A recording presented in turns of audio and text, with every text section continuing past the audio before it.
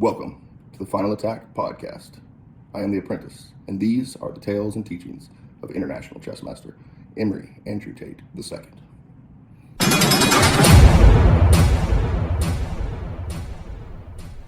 In this game today, we're going to see Magnus Carlsen, one of the greatest of all time, pay homage to the late great Emery Tate. He plays e4, knight f6, e5, Alkine's defense, knight to d5, knight has to run, c4, attacking the knight again. And of course, after knight b6, now we are going to go a4, threatening to trap the knight. After they play the pawn move a5 to slow us down, then we have the Tate variation. It's quite unusual to bring your rook into the game as one of your first pieces, but here you can see that the world champion is not afraid to emulate the great Emery Tate. Knight to c6, the pawn goes up to d4, e6, threatening the rook, and Magnus's opponent here is also a very strong grandmaster, so rook to e3, lining up with the king and the center files. Bishop b4 check, attacking the white king, and of course we have to block the check to get our king safe. Pawn to d6 by black. Magnus has to trade off. Of course, this opens up the file on the king. He's going to have to get out of the center sin. Also, there's a pawn fork pattern in the air with c5. Knight to f3. Then black castles to get his king safe, or so he thinks. Magnus plays bishop to d3, of course attacking the pawn at h7 down the b1, h7 diagonal.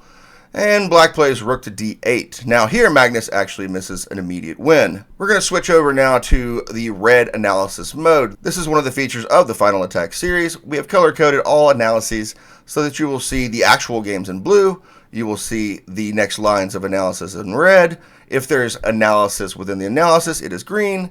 And then we even have a purple one for really deep variations. We wanted to make sure it was simple for everyone to understand how we were switching from one line in the game to the next. I played the immediate bishop takes h7 check sacrifice in the spirit of the Greek gift.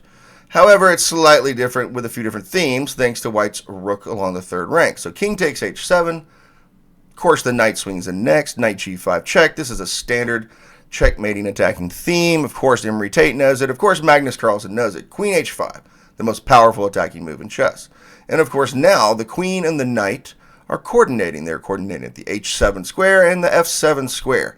And not only do we have our queen and our knight teammate, but of course, because of the stone bridge along the third rank, we also have the white rook that can slide in. Black could try to play queen f4, pinning the rook down to the bishop on c1, but white would simply castle, protecting the bishop. And now the rook is free to slide over behind the queen, or pot perhaps go to g3, where it can attack down the g-file. Rook to h3 is a discovered attack, and it's also a double attack, because we are threatening the queen, and then of course we're threatening checkmate in one move down the h-file. So the king would have to run for it, we would take the queen, and then after just some mop-up duty, we have an overwhelming attack still, and a material advantage. It'd be quite easy for a world champion to win this game.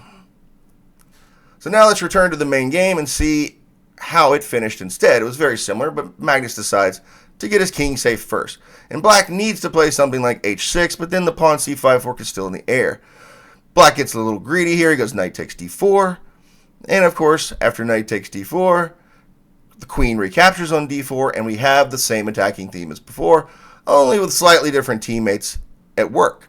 So again, bishop takes h7, queen h5, the rook sliding over to h3. All of these attacking themes are in the air, thanks to the utilization of the stone bridges along the third rank.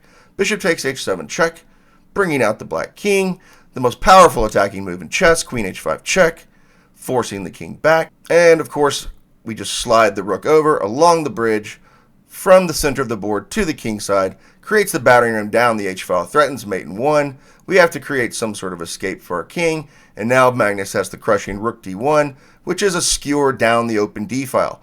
Even the back rank is a bridge where we slide to the king side of the center in this situation to win the material down the d-file. Rook takes d4, bishop d4, and now the rest is again just cleanup duty. We're going to skewer the king on the 8th rank with queen h8 check. Again, this is only possible thanks to the rook on h3 that slid into the game, the first piece of the game that was developed, the Tate variation. Queen takes d8, bishop to d7, queen takes c7, pawn to e5, pawn to b3, rook c8, queen takes b7, and at this point, black resigned because he's down so much material against a strong player. So there you have it. The world champion Magnus Carlsen pays homage to the great Emery Tate.